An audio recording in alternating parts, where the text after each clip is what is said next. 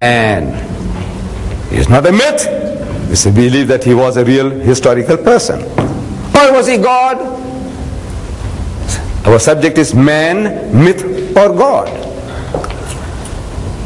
Now, Thomas Carlyle, I think it must have been in this very London in 1840, a Britisher, I don't know whether it was English or Scotch, Thomas Carlyle, recognized as one of the greatest thinkers of the past century. Thomas Carlyle, in his lectures, he chose our Nabi Kareem sallallahu alaihi wasallam as his hero prophet. And he begins his lecture to his Anglican audience by saying, in the history of the world, there will not again be any man ever so great whom his fellow men will take for a god. In other words, mankind has reached such a standard, such a level of intellectual understanding that they will not accept another human being as God. That's what he says, Thomas Carlyle. In other words, suppose I, Ahmad Deedat, start flying in this room here like a bird. I can walk on the water. I can give life back to the dead. I can tell you what you got how much you got in your pocket, and I can give you every number of every notes that you have in your pocket. Will you accept me as your God? No, the mind says, no, man. So how does he do it? So look, I don't know. You say, I don't know. You know, he's got some magic powers. Maybe he's got some jinns under his control, and they go and tell him, oh, there's some other setup going on between this guy and whatever I'm telling you. But when you look at the man, he says, no, this is the man. I can see this man is about 70 years old. Before 70, he wasn't here. After, he won't be here for another 70. That's guaranteed. If I had a gun, I can shoot him. I can strangle him. No. All these thoughts go through your mind. He's a man, he's a man, he's a man. Now mind what he can do. What great performer of miracles the man he is, but he is no God.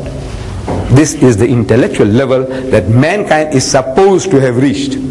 He says, he assumes that this is what mankind is now. No more. Then he says, how did it happen? That people are accepting human beings as gods. He says, nay, we may rationally ask. Thomas Carlyle says, nay, we may rationally ask, did any set of human beings ever really think that the man they saw there beside them, a god, the maker of this world? Did they, any set of human beings at any time in the history of man, the people who abducted Sita, you know, Rama, the god of my ancestors, his wife Sita was abducted by Ravana, the king of Ceylon. Did he think when he abducted this woman that he was abducting the wife of his god? Did he? No. When the Pandavas went to fight Krishna, did they think they're fighting a god? No. When the Roman soldier punched Jesus in the stomach at the trial and says, come on, prophesy, who hit you? Come on, tell me what's my name. Did he think that he was hitting his God, punching his God? No. When the other soldier supposed to have lanced him on the side with a spear, did he think he was lancing his God? The answer is no. The contemporaries, how did it happen? He says, no.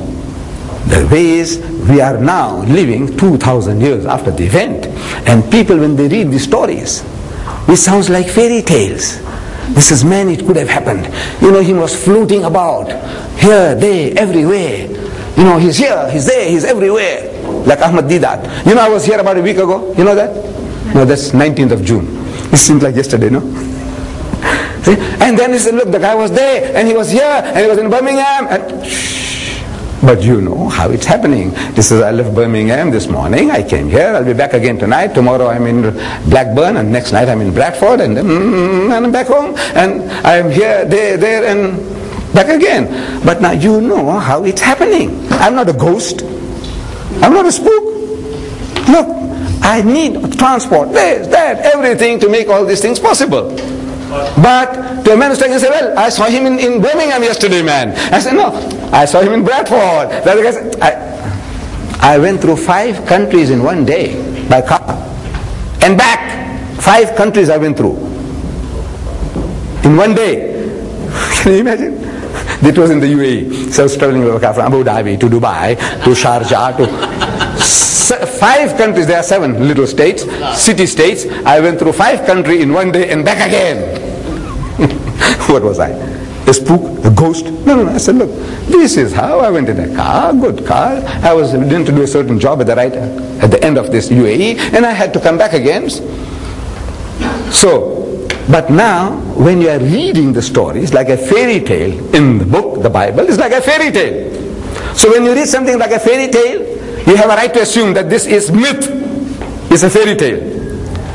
Jeffrey Hunter, I don't know if you know his name, Jeffrey Hunter, he acted as Christ in one of these films called Jesus, this is The Day of Triumph. That was a film about Jesus. He had to walk up the hill. They took this shooting, they did it in Jerusalem, Mount Zion, outside Jerusalem. And for the filming, they had to make him to walk up the hill. And he walked up the hill and panting for breath and sweating. He's a Christian, good Christian. When he went through this, acting Christ, he said, for the first time in my life, I realized how human Jesus was. But look, if he walked these hills, he must have also been panting for breath and sweating. Then I realized that how human Jesus was. Otherwise you think he is a Superman. Something more than Superman, what Superman does on your films, Superman 1, 2 and 3. This Jesus was doing all that sort of things, like a mythology. So, the Quran comes to testify. In the ayah I read to you, from Surah Nisa. Surah Nisa.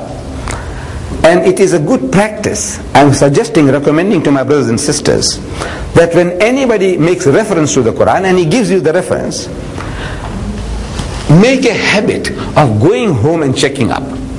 Not that you distrust the speaker, you think the guy is pulling a fast one on you, he's lying. No. If you go and check it up at home, you read it again, you'll refresh your memory, and that part of knowledge which you are rehearsing, it will become your property. Once it becomes your property, you can share it with others. Otherwise, this is good entertainment. This is all good entertainment. Good entertainment. Instead of wasting time in front of the TV, this is better TV, you see, do that in live, you see. But now, check up. So I said Surah Nisa. And for the bulk of the people, Muslims, non-Arabs, it's very difficult to find surahs in the Quran. Surah Nisa. Where will you find it? In the Mashhaf, in the Arabic Quran, very difficult for us non-Arabs. I don't know how easy it is for the Arabs to find, I don't know. I have been wanting to ask, how easy? I said, look, Surah Zumar. How do you find it? Do you start paging through, you Arabs? How do you find it? Do you know where to find it? Or you just page through? So Surah Talaq. How do you find Surah Talaq? What do? Start paging through? Well, how do you find it? I don't know. I'm still going to ask the Shaykh, when I have time, inshallah. But now, for the non-Arab, for us, if you have a translation like this particular one here, this is by Abdullah Yusuf Ali. I noticed that our brothers from Birmingham had taken the trouble to bring some over. This Yusuf Ali translation. At the back of this volume, this encyclopedia of 2,000 pages, there is a very comprehensive index. Anybody gives you a name of a surah, it's a Surah Nisa. Maybe you know, but generally, just like in a dictionary, look under N, Nisa, it'll tell you chapter 4. Very easy to find. Every page is numbered. Chapter 4, ayah number 171, very easy to find. Allah says, this Quran is available in the foyer. They are £5 each. Wallah, they are very cheap. It's a wrong term, but we talk about hadiyah. Hadiyah means what gift you'll give me for this. Now, the man wants to know how much. So I said, look, the hadiyah is £5. So what's that? What's that? I said, no, the hadiyah, the gift. He said, so what gift? I want to know how much, what price. So look, I said, don't waste time. I said, all right, look, it's £5. Take it, it's £5. I said, it's very cheap. Sorry, very cheap. Look at this Bible. I bought this one in Birmingham from a bookshop called Hudson's. This Bible here, I paid £9.95, £9.95. Just about £10. With VAT, I think it was over £10. I paid for this. This one here, you get 2 for 10 rands. 2 for, £10. Very cheap. You owe it to yourself and your children to have this in the house. It'll improve your English. You'll have better understanding of Allah's kalam, what Allah wants, and everything on your fingertips, whatever you want to know. You don't have to start fumbling. In this book, everything. You will know about marriage and the M. You will know about divorce and the D. You will know about talaq. Look up. Talaq. This is chapter 39. Just like that. Everything. What you want to know. Don't start going along and say talaq, talaq, talaq. Go and look up what Allah says, how to do the job if you must. Look, it's there. But we don't consult the book. You have heard from our fathers that when you get angry with your wife, what do you say? Talaq, talaq, talaq. And then you cry. So you go to the sheikh. I don't know about our Arab sheikhs, but in my country, the Indian alims, they say you make halalu. Halalu. This halalu. He says, now this woman of yours, this ex-wife of yours, not because you said talaq, talaq is finished, now she must marry another old man.